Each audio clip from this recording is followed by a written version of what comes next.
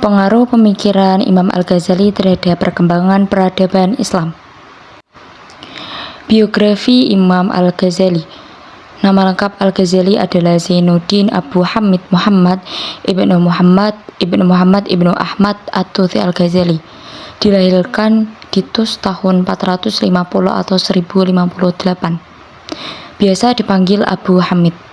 Gelarnya Hojatul Islam atau bukti Islam dan Zainuddin atau hiasan agama. Al-Ghazali dikenal dengan mujaddid atau pembaharu agama. Beliau merupakan salah seorang ahli pikir yang telah meninggalkan pengaruh begitu besar dan memberikan wajah baru dalam Islam. Ayah Al-Ghazali adalah seorang yang wara, yang hanya makan dari usaha tangannya sendiri. Pekerjaannya ialah pemintal dan penjual wol. Di waktu senggangnya, selalu mendatangi tokoh-tokoh agama dan para ahli fikih di berbagai majelis dan khalawat mereka untuk mendengarkan nasihat-nasihat. Menjelang wafat, ayah Al-Ghazali berwasiat kepada salah seorang teman dekatnya dari ahli sufi untuk mendidik dan membesarkan Al-Ghazali beserta Ahmad Adi Al-Ghazali. Kondisi sosial politik pada tahun 447 atau 1055, dominasi dinasti Buyiyah atau Buwayyiyah Syiah atas kekhalifahan Sunni di Baghdad terakhir. Saat itu orang-orang Seljuk Turki di bawah pemimpinnya Zulugurberk pada tahun 455 atau 1063 masuk kota dan menyingkirkan rezim Buyiyah. Bangsa Seljuk kembali merebut provinsi-provinsi bagian timur dunia Islam ke dalam kekuasaan Sunni setelah lebih dari 1 abad didominasi pada penguasa Syiah. Pada masa pemerintahan Malik Shah pada tahun 485 atau 1092, kekuasaan Seljuk merentang dari Asia Tengah dan perbatasan India hingga Laut Tengah dan dari Kaukasus dan Laut Aral hingga Teluk Persia, dengan sedikit kecualian kontrol atas kota Mekah dan Madinah. Di masa mudanya Al-Ghazali belajar dari Naisapur, juga di Khurasan yang pada waktu itu merupakan salah satu pusat ilmu pengetahuan yang penting di dunia Islam. Ia kemudian menjadi murid Imam Al-Haramain Al-Juwaini, guru besar dari Madrasah Al-Nizamiyah Naisapur. Di antaranya ada mata pelajaran yang diberikan di madrasah itu ada ilmu teologi, hukum Islam, falsafat, logika, sufisme, dan ilmu alam. Dengan perantara Al-Juwaini, Al-Ghazali berkenan dengan Nizam al-Mulk, wazir atau perdana menteri Sultan Seljuk Malik Shah, dan Nizam al-Mulk itu adalah pendiri dari madrasah Al-Nizamiyah. Latar belakang intelektual. Al-Ghazali menerima pendidikan awalnya di kota Tus. Tidak lama sebelum meninggal, ayahnya mempercayakan pendidikan Al-Ghazali dan adik laki-lakinya, Ahmad, pada tahun 1126 kepada seorang teman sufi yang soleh. Pendidikan Al-Ghazali antara lain mencakup mempelajari Al-Quran dan hadis, mendengarkan kisah tentang para ahli hikmah, dan menghafal puisi cinta mistis. Sebelum Al-Ghazali berusia 15 tahun, dia pergi ke Jurjan di Mazandaran untuk melanjutkan studinya dalam bidang fikih di bawah bimbingan Abu Nas al-Ismaili. Pada usia 17 tahun, Al-Ghazali kembali ke Tus. Sebelum berusia 20 tahun, Al-Ghazali berangkat ke Naisapur untuk belajar fikih dan kalam di bawah didikan Al-Juwaini. Pada masa ini, Al-Ghazali menyusun karya pertamanya yang diberi judul Al-Manakhul min Ilmi Al-Usul atau ikhtisar ilmu tentang prinsip-prinsip, membahas metodologi dan teori hukum. Al-Ghazali diangkat sebagai asisten pengajar Al-Juwaini dan terus mengajar di Madrasah Nizmiyah di Naisapur hingga Al-Juwaini meninggal pada tahun 478 atau 1085. Setelah Al-Juwaini wafat, Al-Ghazali meninggalkan Naisapur menuju Mu'askar untuk menghadiri majelis yang diadakan oleh Nizam al-Mulk. Di majelis itu, Al-Ghazali menunjukkan kemampuannya dalam berdiskusi dan berargumentasi. Al-Ghazali mendapatkan pengetahuan tentang filsafat melalui disiplin kalam. Bidang ilmu lainnya yang dipelajari Al-Ghazali selama tinggal di Naisapur adalah sufisme. Dia mempelajari teori dan praktiknya di bawah bimbingan Al-Farmazi. Al-Ghazali menyibukkan diri dengan ilmu kalam dan menulis beberapa karya dalam disiplin ini. Kemudian Al-Ghazali mencurahkan diri untuk mempelajari filsafat. Karya pertamanya mengenai filsafat adalah Maqasid al-Falasifah yang diselesaikannya antara tahun 486 atau 1093 dan 487 atau 1094. Buku ini merupakan rangkuman filsafat paratipatik yang didasarkan atas karya Ibnu Sina atau ke kitab ilmu yang dipersembahkan kepada Al-Daulah. Maqasid al-Falasifah ditulis sebagai muqaddimah untuk buku Tahafut al-Falasifah yang diselesaikan pada 11 Muharram 488 atau 21 Januari 1095. Setelah mencapai tingkat tertinggi dalam realisasi spiritual, Al-Ghazali merenungkan dekadensi moral dan religius pada komunitas kaum muslimin di masa itu. Fakhr al-Mulk, putra Nizam al-Mulk, meminta Al-Ghazali untuk mengajar di Madrasah Nizamiyah Naisapur. Al-Ghazali mengajar sekitar 3 tahun. Dan sekitar tahun 504 atau 1110, Al-Ghazali kembali ke rumahnya di Tus. Al-Ghazali mendirikan sebuah madrasah bagi para pengkaji ilmu-ilmu religius dan sebuah biara sufi bagi para ahli sufi. Al-Ghazali menghafizkan sisa hidupnya sebagai pengajar agama dan guru sufi. Pada saat yang sama, Al-Ghazali mencurahkan diri pada pendalaman ilmu tradisi.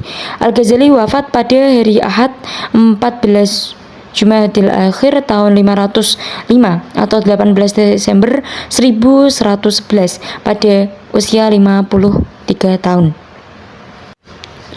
Khazanah intelektual karya-karya Imam Al-Ghazali. Jumlah buku yang ditulis oleh Al-Ghazali sampai sekarang belum disepakati secara definitif oleh para penulis sejarahnya.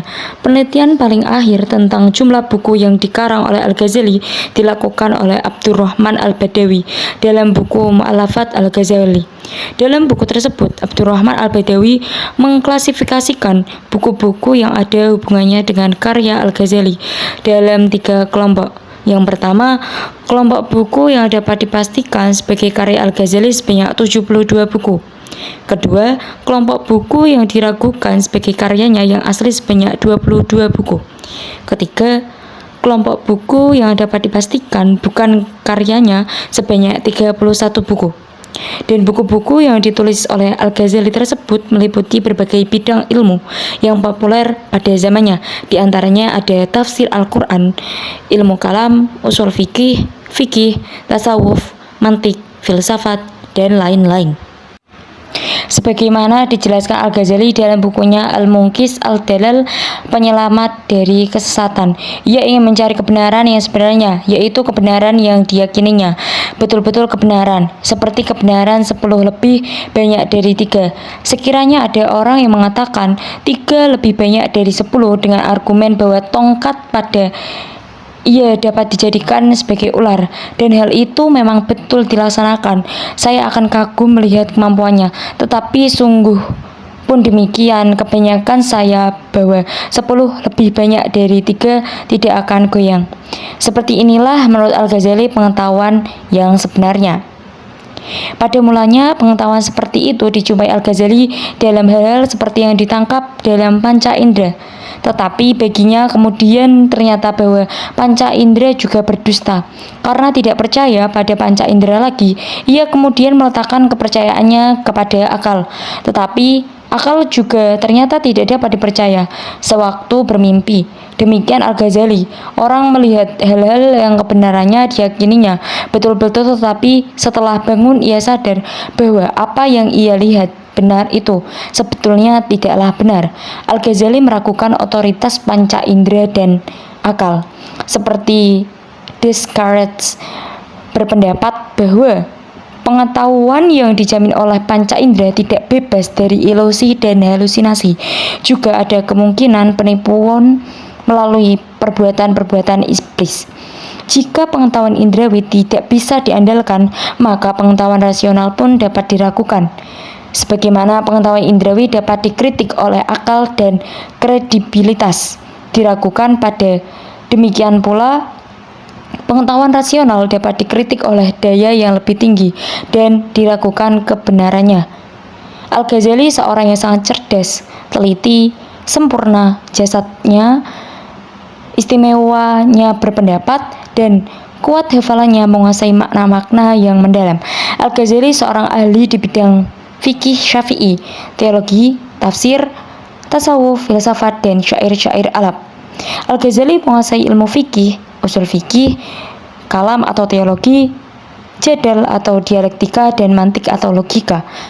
Al-Ghazali meninggalkan banyak pusaka yang tidak dapat dilupakan oleh umat muslimin, khususnya dan dunia umumnya, dengan karang-karangannya yang berjumlah hampir 100 buah bait. Di akhir hayatnya, sering menyendiri untuk mengarang kitab. Karyanya yang diberi judul Al-Basit merupakan kitab fikih mazhab Syafi'i. Kitab ini kemudian diringkas menjadi Al-Wasit, yang diringkas lagi menjadi Al-Wajiz, dan diringkas lagi menjadi Al-Khulasah. Ibnu Najjar berkata, disampaikan kepadaku bahwa Imam Haramain berkata, Al-Ghazali adalah samudra yang menenggelamkan, Al-Kaya adalah singa yang diam, Al-Khawafi adalah api yang membakar.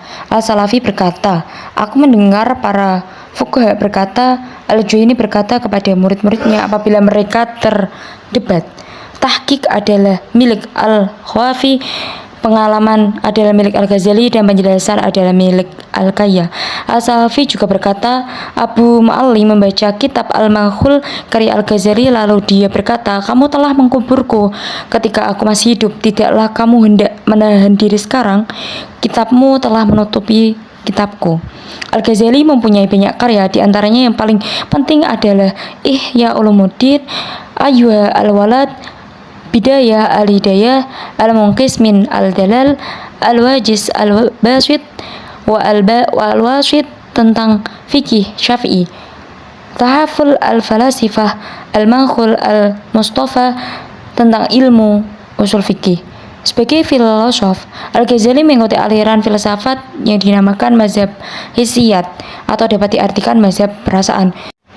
Al-Ghazali mengakui bahwa hissiyat itu boleh keliru, akan tetapi akal manusia juga tidak terpelihara dari kekeliruan dan kesesatan, dan tidak akan dapat mencapai kebenaran sesempurnanya dengan dirinya sendiri, dan tidak mungkin dapat dibiarkan bergerak dengan semaunya saja. Lalu akhirnya Al-Ghazali kembali pada apa yang dinamakannya dzaruriyat atau aksioma sebagai hakim dari akal dan perasaan kepada hidayah yang matang dari Allah Subhanahu wa taala. Seorang ahli ketimuran Inggris bernama Zwimmer pernah memasukkan Al-Ghazali menjadi salah satu dari 4 orang pilihan dalam perkembangan Islam. Keempat orang pilihan tersebut adalah Nabi Muhammad SAW, Imam Al-Bukhari, ulama hadis yang tersebar, Imam Al-Asy'ari, ulama tauhid yang termasyhur, dan yang terakhir Imam Al-Ghazali, pengarang Ihya yang terkenal.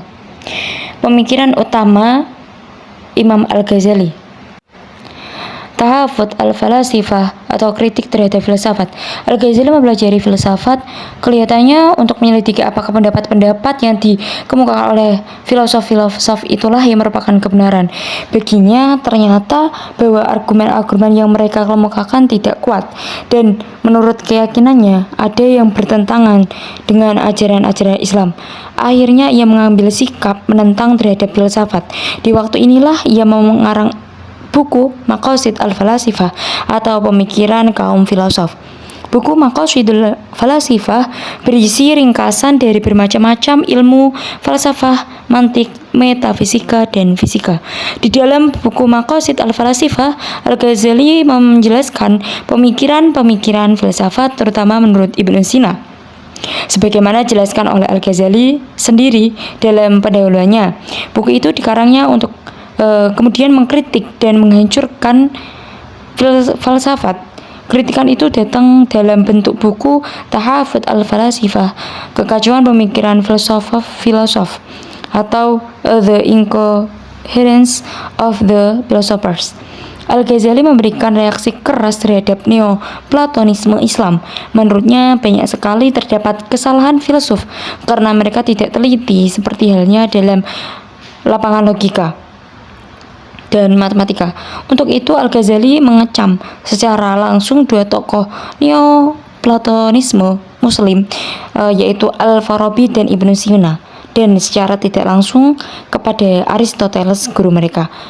Menurut Imam Al-Ghazali, sebagaimana dikemukakan dalam bukunya Tahafut al-Falasifah, pada pemikiran bebas tersebut ingin menanggalkan keyakinan yang mengabadikan dasar-dasar pemujaan ritual dengan menganggapnya sebagai hal yang tidak berguna bagi pencapaian intelektual mereka. Sebagiannya dalam ilmu al-kalam, falsafat Al-Ghazali juga mempunyai argumen-argumen yang tidak kuat. Akhirnya dalam tasawuf lah ia memperoleh apa yang dicarinya, pengetahuan mistik, cahaya yang ditirukan Tuhan dalam dirinya. Itulah yang membuat Al-Ghazali memperoleh keyakinan kembali. Mengenai cahaya ini, Al-Ghazali mengatakan, cahaya itu adalah kunci dari kebanyakan pengetahuan, dan siapa yang menyangka bahwa kasyf atau pembukaan tabir tergantung pada argumen, sebenarnya telah mempersempit rahmat Tuhan yang demikian luas. Cahaya yang dimaksud adalah cahaya yang disinarkan Tuhan ke dalam hati sanubari seseorang. Sebagaimana dijelaskan sebelumnya, Al-Ghazali tidak percaya pada filsafat, bahkan memandang filosof-filosof sebagai al-bidah atau tersesat dalam beberapa pendapat mereka. Di dalam Tahafut al-Falasifah, Al-Ghazali menyatakan filosof-filosof dalam pendapat berikut. Yang pertama, Tuhan tidak mempunyai sifat. Yang kedua, Tuhan mempunyai substansi basit dan tidak mempunyai matiyah. Yang ketiga, Tuhan tidak mempunyai juz'iyat. Yang keempat, Tuhan tidak dapat diberi sifat al-jins. Yang kelima, planet-planet adalah bintang yang bergerak dengan kemauan. Yang keenam, jiwa planet-planet mengetahui semua juz'iyat. Yang ketujuh, hukum alam tidak dapat berubah. Yang kedelapan, pembangkitan jasmani tidak ada. Yang kesembilan, alam ini tak bermula. Yang kesepuluh, alam ini tidak kekal. Selanjutnya, pengaruh terhadap perkembangan peradaban Islam.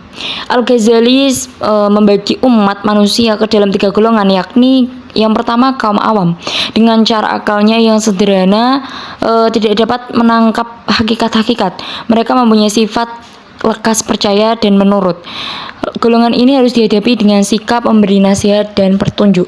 Yang kedua, ada kaum pilihan yang daya akalnya kuat dan mendalam, harus dihadapi dengan sikap menjelaskan hikmat-hikmat.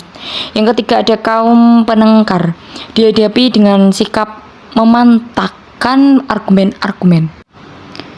Dalam bidang pengetahuan teologis, jasa besar Al-Ghazali bahwa ia telah menyajikan kelima rukun Islam, yakni yang pertama kalimiyah, kesaksian bahwa Allah itu Esa dan bahwa Muhammad SAW Rasulnya.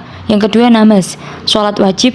Yang lima, yang ketiga, puasa, tidak makan minum dari fajar sampai matahari tenggelam dalam bulan Ramadan.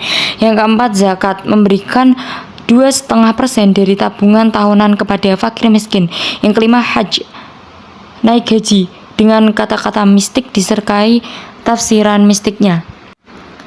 Dengan cara itu ia mengatasi arti yang harfiah yang tampak, menggali jauh ke dalam arti yang real dan tersembunyi dari nas-nas Al-Quran, dan berhasil memberikan arti yang lebih dan lebih luas kepada kata-kata dalam Al-Quran, sehingga membuatnya menjadi lebih menarik bagi orang awam maupun ahli pikir.